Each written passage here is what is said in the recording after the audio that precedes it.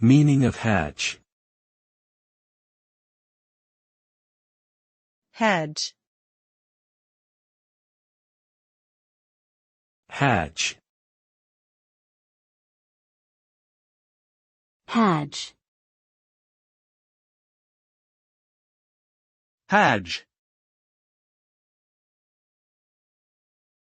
Hajj is the Islamic pilgrimage to Mecca that every capable Muslim must perform at least once in their lifetime.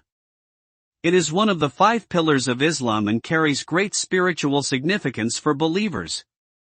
The pilgrimage involves a journey to the Grand Mosque in Mecca, performing a series of rituals including the tawaf, circumambulation of the Kaaba, praying, and spending time in reflection and devotion. Hajj serves as a powerful reminder of the unity of the Muslim community and the importance of faith, humility, and submission to God.